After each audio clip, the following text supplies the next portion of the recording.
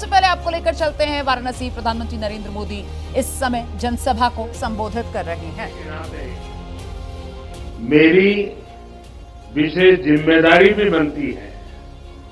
मैं बनारस में आप सबका स्वागत भी करूं और आप सबकी सुविधाओं का खास ख्याल भी रखूं, ये मेरा दायित्व भी है। मुझे खुशी है कि आज इस पावन दिन मुझे अपने इन दायित्वों को पूरा करने का अवसर मिला है। आज बनारस के विकास के लिए सैकड़ों करोड़ रुपयों के विकास परियोजना का लोकार्पण और शिलान्यास होने जा रहा है।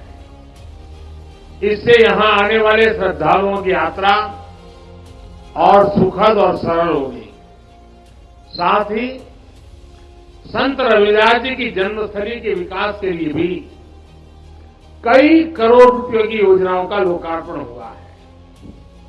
मंदिर और मंदिर क्षेत्र का विकास, मंदिर तक आने वाली सड़कों का निर्माण, इंटरलॉकिंग और ड्रेनेज का काम, भक्तों के लिए सत्संग और साधना करने के लिए, प्रसाद ग्रहण करने के लिए अलग अलग व्यवस्थाओं का निर्माण, इन सब से आप सब लाखों भक्तों को सुविधा होगी। माघी पूर्णिमा की यात्रा में श्रद्धालुओं को आध्यात्मिक सुख तो मिलेगा ही, उन्हें कई परेशानियों से भी छुटकारा मिलेगा। आज मुझे संत रविदास जी की नई प्रतिमा के लोकार्पण का भी सौभाग्य मिला है। संत रविदास म्यूजियम की आधारशिला भी आज रखी गई है। मैं आप सभी को इन विकास कार्यों की अनेक अनेक शुभकामनाएं देता हूं। मैं देश और दुनिया भर के सभी श्रद्धालुओं को संत रविदास जी की जन्म जयंती और माघी पूर्णिमा की हार्दिक बधाई देता हूं। साथियों, आज महान संत और समाज सुधारक गाडगे बाबा की जयंती भी है। गाडगे बाबा ने संत रविदास की तरह ही समाज को रूढ़ियों से निकालने के लिए, दलितों वंचितों के कल्याण के लिए बहुत काम किया था। खुद बाबा साहब आंबेडकर उनके बहुत बड़े प्रशंसक थे। गाडगे बाबा भी बाबा साहब से बहुत प्रभावित रहते थे। आज इस अवसर पर मैं गाडगे बाबा के चरणों में भी श्रद्धापूर्वक नमन करता हूं। साथियों, अभी मंच पर आने से पहले मैं संत रविदास जी की मूर्ति पर पुष्प अर्पित करने, उन्हें प्रणाम करने भी गया था। इस दौरान मेरा मन जितनी श्रद्धा से भरा था, उतनी ही कृतज्ञता से भी भीतर महसूस कर रहा था। वर्षों पहले भी जब मैं न राजनीति में था, न किसी पद पर था, तब भी संत रविदास जी की शिक्षाओं से मुझे मार्गदर्शन मिलता था। मेरे मन में ये भावना होती थी कि मुझे रविदास जी की सेवा का अवसर मिले। और आज काशी ही नहीं, देश की दूसरी जगहों पर भी संत रविदास से जुड़े संकल्पों को पूरा किया जा रहा है।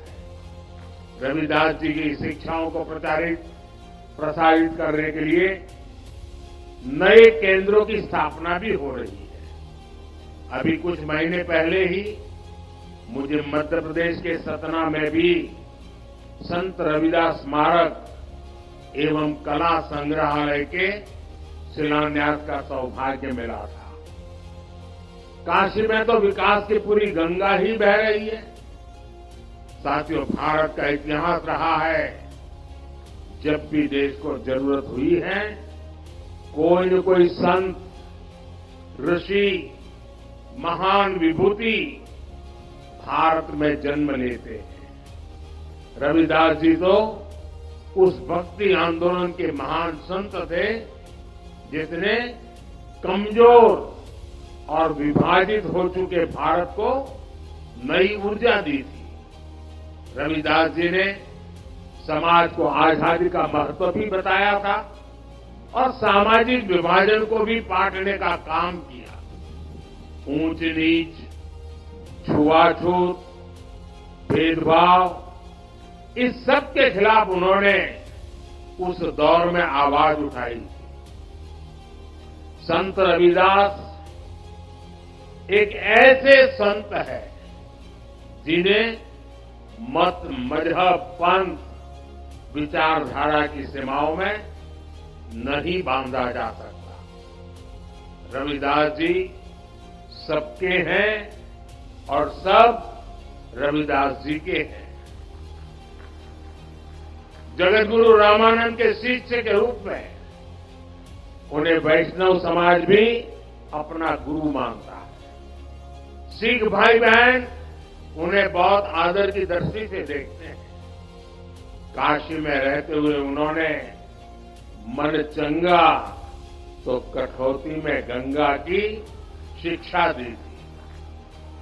इसलिए काशी को मानने वाले लोग, मां गंगा में आस्था रखने वाले लोग भी रविदास जी से प्रेरणा लेते हैं। मुझे खुशी है कि आज हमारी सरकार रविदास जी के विचारों को ही आगे बढ़ा रही है।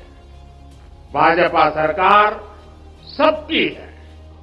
भाजपा सरकार की योजनाएं सबके लिए है। सबका साथ, सबका विकास, सबका विश्वास और सबका प्रयास, ये मंत्र आज 140 करोड़ देशवासियों से जुड़ने का मंत्र बन गया है। साथियों, रविदास जी ने समता और समरसता की शिक्षा भी दी और हमेशा दलितों, वंचितों की विशेष रूप से चिंता भी की। समानता, वंचित समाज को प्राथमिकता देने से ही आती है। इसलिए जो लोग, जो वर्ग विकास की मुख्य धारा से जितना ज्यादा दूर रह गए, पिछले 10 वर्षों में उन्हें ही केंद्र में रखकर काम हुआ है। पहले जिस गरीब को सबसे आखिरी समझा जाता था, सबसे छोटा कहा जाता था, आज सबसे बड़ी योजनाएं उसी के लिए बनी है। इन योजनाओं का दुनिया में सबसे बड़ी सरकारी योजनाएं कहा जा रहा है। आप देखिए, कोरोना की इतनी बड़ी मुश्किल आई, हमने 80 करोड़ गरीबों को मुफ्त राशन की योजना चलाई। कोरोना के बाद भी हमने मुफ्त राशन देना बंद नहीं किया, क्योंकि हम चाहते हैं कि जो गरीब अपने पैरों पर खड़ा हुआ है वो लंबी दूरी तय करे, उस पर अतिरिक्त बोझ न आए। ऐसी योजना इतने बड़े पैमाने पर दुनिया के किसी भी देश में नहीं है। हमने स्वच्छ भारत अभियान चलाया। देश के हर गांव में, हर परिवार के लिए मुफ्त शौचालय बनाया। इसका लाभ सबसे ज्यादा दलित, पिछड़े हमारे परिवारों को, खासकर हमारी एससी, एसटी, ओबीसी माताओं बहनों को हुआ है। इन्हें ही सबसे ज्यादा खुले में शौच के लिए जाना पड़ता था, परेशानियां उठानी पड़ती थी। आज देश के गांव-गांव तक साफ पानी पहुंचाने के लिए जल जीवन मिशन चल रहा है। 5 वर्षों से भी कम समय में 11 करोड़ से ज्यादा घरों तक पाइप से पानी पहुंचाया गया है। करोड़ों गरीबों को मुफ्त इलाज के लिए आयुष्मान कार्ड मिला है। उन्हें पहली बार ये हौसला मिला है कि अगर बीमारी आ भी गई तो इलाज के अभाव में जिंदगी खत्म नहीं होगी। इसी तरह जन धन खातों से गरीब को बैंक जाने का अधिकार मिला है। इन्हीं बैंक खातों में सरकार सीधे पैसा भेजती है। इन्हीं खातों में किसानों को किसान सम्मान निधि जाती है, जिनमें से करीब 1.5 करोड़ लाभार्थी हमारे दलित किसान ही हैं। फसल बीमा योजना का लाभ उठाने वाले किसानों में बड़ी संख्या दलित और पिछड़े किसानों की ही है। युवाओं के लिए भी 2014 से पहली जितनी स्कॉलरशिप मिलती थी, आज हम उससे 2 गुनी स्कॉलरशिप दलित युवाओं को दे रहे हैं। इसी तरह 2022-23 में पीएम आवास योजना के तहत हजारों करोड़ रुपए दलित परिवारों के खातों में भेजे गए, ताकि उनका भी अपना पक्का घर हो। और भाइयों बहनों, भारत इतने बड़े बड़े काम इसलिए कर पा रहा है क्योंकि आज दलित, वंचित, पिछड़ा और गरीब के लिए सरकार की नीयत साफ है। भारत ये काम इसलिए कर पा रहा है क्योंकि आपका साथ और आपका विश्वास हमारे साथ है। संतों की वाणी हर युग में हमें रास्ता भी दिखाती है और हमें सावधान भी करती है। रविदास जी कहते थे, जात पात के फेर मही उर्जी रही सब लोग, मानुष ताकू खात है रैदास जात कर लोग। अर्थात ज्यादातर लोग जात पात के भेद में उलझे रहते हैं, उलझाते रहते हैं। जात पात का यही रोग मानवता का नुकसान करता है। यानी जात पात के नाम पर जब कोई किसी के साथ भेदभाव करता है तो वो मानवता का नुकसान करता है। अगर कोई जात पात के नाम पर किसी को भड़काता है तो वो भी मानवता का नुकसान करता है। इसलिए भाई और बहनों, आज देश के हर दलित को, हर पिछड़े को एक और बात ध्यान रखनी है। हमारे देश में जाति के नाम पर उकसाने और उन्हें लड़ाने में भरोसा रखने वाले इंडी गठबंधन के लोग दलित, वंचित के हित की योजनाओं का विरोध करते हैं। और सच्चाई ये है कि ये लोग जाति की भलाई के नाम पर अपने परिवार के स्वार्थ की राजनीति करते हैं।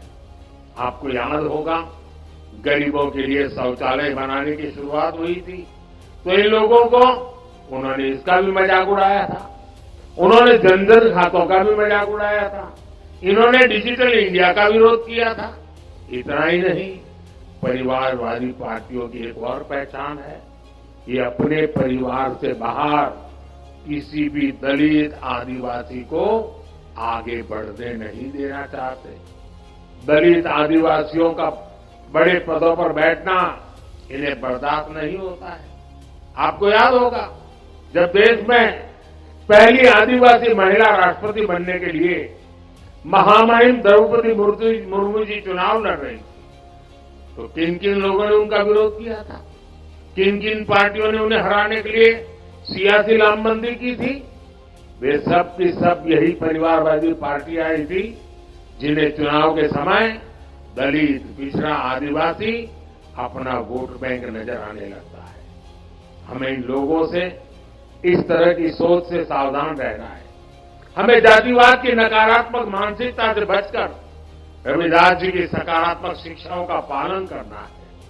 साथियों, रविदास जी कहते थे, 100 वर्ष लो जगत मही जीवत रही करू काम। रैदास कर्म ही धर्म है, कर्म करहु निष्काम। अर्थात 100 वर्ष का जीवन हो तो भी पूरे जीवन हमें काम करना चाहिए, क्योंकि कर्म ही धर्म है। हमें निष्काम भाव से कर्म करना चाहिए। संत रविदास जी की शिक्षा आज पूरे देश के लिए है। देश इस समय आजादी के अमृतकाल में प्रवेश कर चुका है। पिछले वर्षों में अमृतकाल में विकसित भारत के निर्माण की मजबूत नींव रखी जा चुकी है। अब अगले 5 साल हमें इस नींव पर विकास की इमारत को और ऊंचाई देनी है। गरीब वंचित की सेवा के लिए जो अभियान 10 वर्षों में चले हैं, अगले 5 वर्षों में उन्हें और भी अधिक विस्तार मिलना है। ये सब 140 करोड़ देशवासियों की भागीदारी से ही होगा। इसलिए ये जरूरी है कि देश का हर नागरिक अपने कर्तव्यों का पालन करे। हमें देश के बारे में सोचना है। हमें तोड़ने वाले, बांटने वाले विचारों से दूर रहकर देश की एकता को मजबूत करना है। मुझे विश्वास है कि संत रविदास जी की कृपा से देशवासियों के सपने जरूर साकार होंगे। आप सभी को एक बार फिर संत रविदास जयंती की मैं बहुत बहुत शुभकामनाएं देता हूं। बहुत बहुत धन्यवाद। तो प्रधानमंत्री नरेंद्र मोदी को आप सुन रहे थे। इंडिया गठबंधन पर निशाना साधा, ये कहते हुए कि कुछ लोग स्वार्थ की राजनीति करते हैं। जैसे ही घड़ी का काटा दोपहर 2:30 पे आए, बबीता जी का दिल सास बहू साजिश के लिए मचल जाए। और ये है इनकी बहू, पूरे दिन ऑफिस की टेंशन हो जाए गॉन जब ये करें अपना फेवरेट शो फ्री टाइम पे ऑन।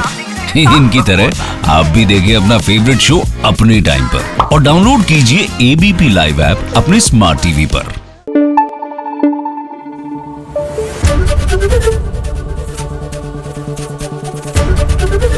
एबीपी न्यूज आपको रखे आगे।